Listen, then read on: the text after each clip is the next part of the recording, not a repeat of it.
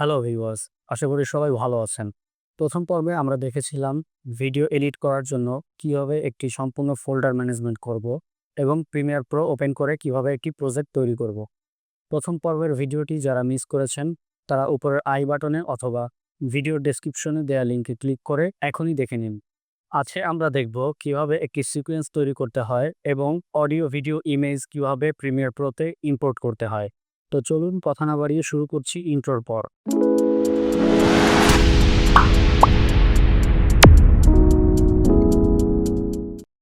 তো সিকোয়েন্স কি বা সিকোয়েন্স কেন প্রয়োজন হয়?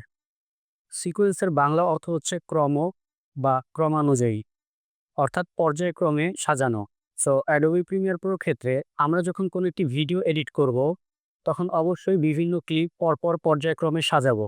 এই ক্লিপগুলো সাজানোর জন্য একটি প্লেসের প্রয়োজন। সেই প্লেসটি হচ্ছে সিকোয়েন্স। অন্যান্য ভিডিও এডিটিং সফটওয়্যার যেমন ক্যাপকাট, ফিল্মোরা, কাইনমাস্টার, এগুলোতে সিকোয়েন্স নেওয়ার প্রয়োজন নেই। কেন? কারণ এগুলোতে বিল্ট ইন সিকোয়েন্স তৈরি করা থাকে, যেখানে আপনি ভিডিও এডিট করার জন্য সিকোয়েন্স না করেই টাইমলাইন পেয়ে যাবেন। কিন্তু এখানে আমাদের সিকোয়েন্স নেওয়া নেই, যার ফলে আমাদের টাইমলাইনেও কোনো প্রকার কাজ করার মতো অবস্থা নেই। কিন্তু অ্যাডোবি প্রিমিয়ার প্রোতে আপনি আপনার ইচ্ছামতো সিকোয়েন্স ব্যবহার করতে পারবেন। যেহেতু এটি একটি প্রফেশনাল ভিডিও এডিটিং সফটওয়্যার, তাই এখানে সবকিছু আপনি নিজে থেকেই করতে পারবেন।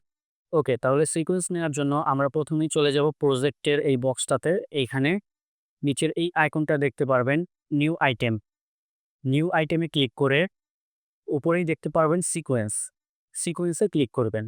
এরপর আমাদের সামনে এরকম একটি উইন্ডো চলে আসবে। এইখান থেকে সিলেক্ট করবেন ডিজিটাল এসএলআর। ডিজিটাল এসএলআর ফোল্ডারের বাঁ পাশে একটি ছোট্ট একটি অ্যারো চিহ্ন আছে। এখানে ক্লিক করলে আপনার ফোল্ডারটি ওপেন হবে। এখানে আরও বেশ কিছু ফোল্ডার রয়েছে, যেমন 180p, 480p এবং 720p। এগুলো হচ্ছে মূলত রেজুলেশন। আপনি কত রেজুলেশনের সিকোয়েন্স নিবেন। এবার আসি এই রেজুলেশনগুলো কি। এখানে আপনারা এই পরিমাপটি দেখুন। প্রথমেই দেখুন এসডি। এই এসডিতে আপনার 640 গুণ 480 পিক্সেল রয়েছে। অর্থাৎ 640-এর সাথে 480 গুণ করলে যত সংখ্যা হবে এই ভিডিওতে ততগুলো সংখ্যক পিক্সেল দ্বারা রেজুলেশন নির্ধারণ করা থাকে। এরপর রয়েছে এইচডি। এইচডিতে মূলত আপনার 1280 গুণ 720 পিক্সেল থাকে। এসডি এর তুলনায় এইচডি কতখানি বড় এবং ক্লিয়ার ইমেজ দিতে পারে তা আপনারা বুঝতে পারছেন। এর থেকেও আরও বেশি ক্লিয়ার এবং বড় ইমেজ দিতে পারে ফুল এইচডি, যার রেজুলেশন হচ্ছে 1920 গুণ 1080। এর চেয়েও বড় রয়েছে কোয়াড এইচডি, অর্থাৎ 2K। এর রেজুলেশন হচ্ছে 2560 গুণ 1440। এরপর রয়েছে আলট্রা এইচডি, অর্থাৎ 4K। এর রেজুলেশন হচ্ছে 3840 গুণ 2160। অর্থাৎ তফাৎটা আপনারা বুঝতেই পারছেন। নরমালি আমরা ফোন এবং কম্পিউটার যে কোনো ক্ষেত্রে যে রেজুলেশনটা ব্যবহার করি তা হচ্ছে ফুল এইচডি। সো কোনো নর্মাল ভিডিও এডিট করার জন্য আমরা ফুল এইচডি রেজুলেশনটা নিতে পারি। অথবা আপনার ক্যামেরা যদি 4K সাপোর্ট করে তাহলে আপনারা 4K রেজুলেশনেই ভিডিও এডিট করতে পারবেন। তো আমি এখানে 1080 পিক্সেলের ফোল্ডারটি ওপেন করব। এর মধ্যে দেখেন আরও 3টি অপশন রয়েছে। প্রত্যেকটার শেষে একটি সংখ্যা রয়েছে, দেখেন 24, 25, 30। এর মানে কি? এর মানে হচ্ছে এফপিএস। এফপিএস এর ফুল মিনিং হচ্ছে ফ্রেম পার সেকেন্ড। অর্থাৎ আপনার ভিডিওতে 1 সেকেন্ডে কতগুলো ইমেজ থাকবে। এখন প্রশ্ন হলো, এখানে ইমেজের কথা কেন আসলো? মূলত ভিডিও বলতে কিছু নেই। আমরা ভিডিও হিসেবে যা কিছু দেখি তা হচ্ছে নির্দিষ্ট সময়ের মধ্যে কতগুলো ইমেজের পরিবর্তন। এখানে সহজেই বুঝতে পারবেন।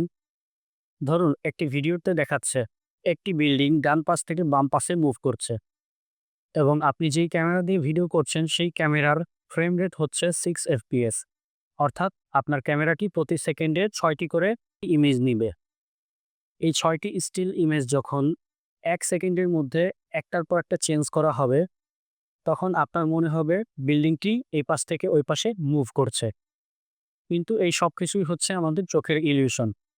অতি দ্রুত ঘটনাটি ঘটার কারণে আমাদের চোখ তা বুঝতে পারে না, অতএব এটি ভিডিও হিসেবে দেখে। একইভাবে যখন 12 এফপিএস এ ভিডিওটি ধারণ করবে, তখন প্রতি সেকেন্ডে 12টি ছবি নিবে। অর্থাৎ পূর্বে ছিল 6টি, কিন্তু এখন নিয়েছে 12টি। এর মধ্যে তফাৎ হচ্ছে 6 এফপিএস এ 6টি মাত্র মুভমেন্ট ধারণ করতে পারবে, আর 12 এফপিএস এ 12টি মুভমেন্ট ধারণ করতে পারবে। এর ফলে 6 এফপিএস এ আপনার ভিডিওটি মনে হবে বেজে বেজে যাচ্ছে অথবা ল্যাগ করতেছে। তার তুলনায় 12 এফপিএস আরেকটু বেশি স্মুথ মনে হবে।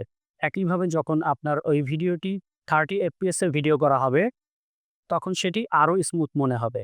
অর্থাৎ আমাদের এফপিএস যত বেশি হবে, আমাদের ভিডিওটি তত বেশি স্মুথ হবে। আশা করি বুঝতে পেরেছেন এফপিএস কি। তাহলে আমরা এই ভিডিওটি এডিট করার জন্য 30 এফপিএস নিব। এরপর একটি সিকোয়েন্স নেম দিতে হবে।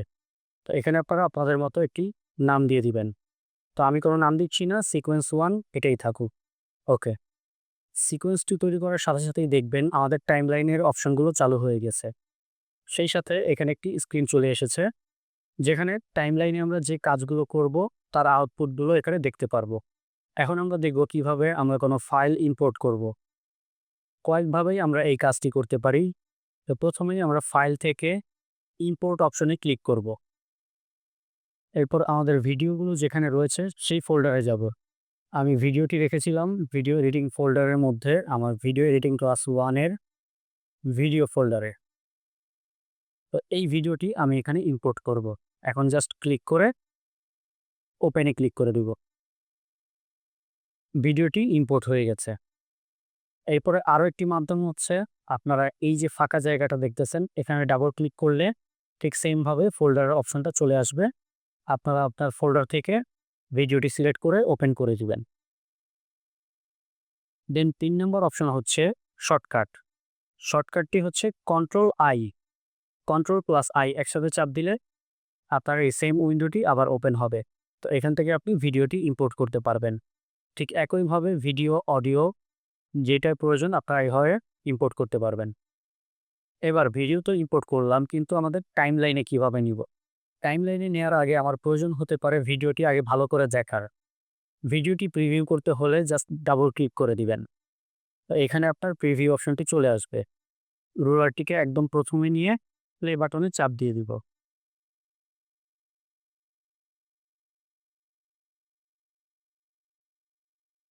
এখান থেকে আমরা পুরো ভিডিওটি দেখতে পারবো।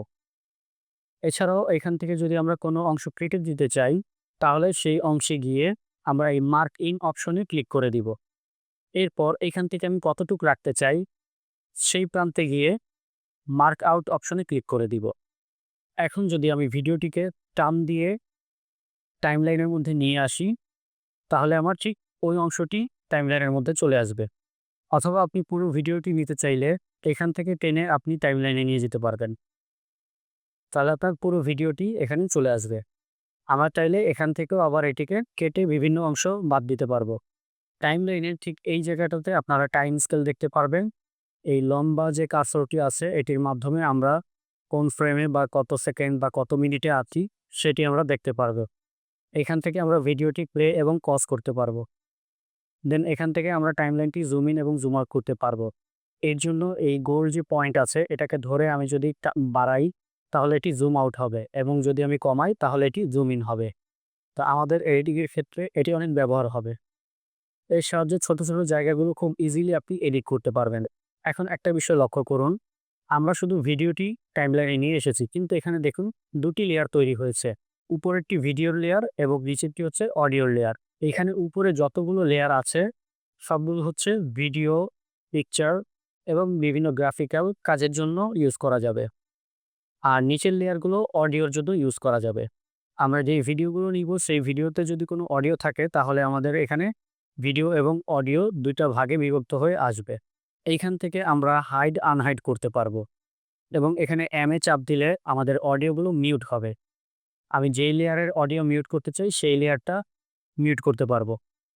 তো ভিউয়ার্স, এই ছিল আমাদের আজকের ভিডিও। ভিডিওটি ভালো লাগলে লাইক ও কমেন্ট করতে ভুলবেন না। চ্যানেলটি এখনও সাবস্ক্রাইব না করে থাকলে এখনই সাবস্ক্রাইব করে ফেলুন।